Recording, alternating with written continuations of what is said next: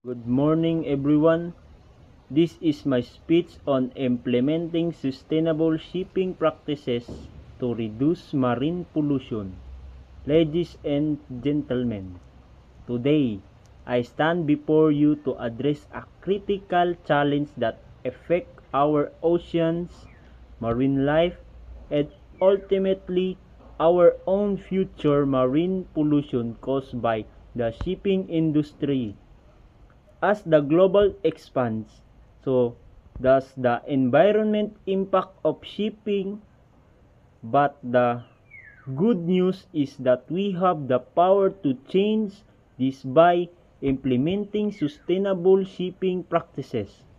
We can significantly reduce marine pollution while maintaining economic growth. First, we must focus on cleaner fuels. The shipping industry heavily relies on fossil fuels, releasing harmful emissions and oil spills that threaten marine ecosystem. Transitioning to alternative fuels like liquefied natural gas, or we say LNG, and biofuels or even hydrogen can drastically cut emission and reduce water contamination. Governments and industry leaders must invest in research and incentive to accelerate this transition. Second, waste management on ship needs urgent attention.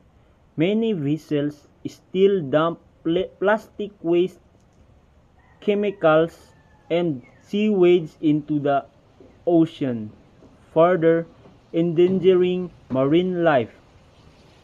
Enforcing stricter regulation on waste disposal, equipping ships with advanced waste treatment system, and promoting the use of biodegradable materials can significantly curb this issue.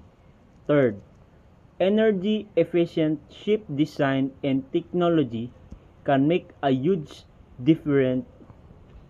Implementing hull modification, wind assisted propulsion, and digital navigation system can reduce fuel consumption and minimize pollution.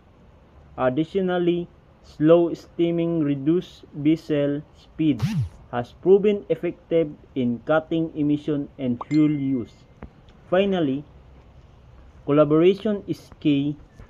Governments, businesses, and environmental organizations must work together to create a policies and international agreement that enforce sustainable shipping practices. Public awareness and consumer choices also play a role. Supporting companies that prioritize sustainable can drive industry-wide change. The oceans are our lifeline. If we continue to pollute them, we threaten biodiversity, fisheries, and even human health.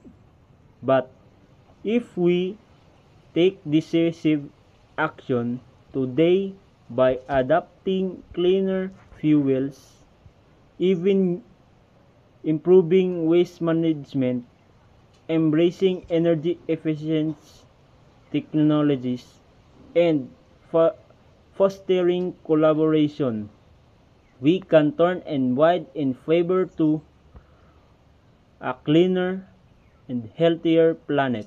The future of our ocean depends on what we do now. Let's choose sustainability and safeguard our seas for generations to come. Thank you. That's all.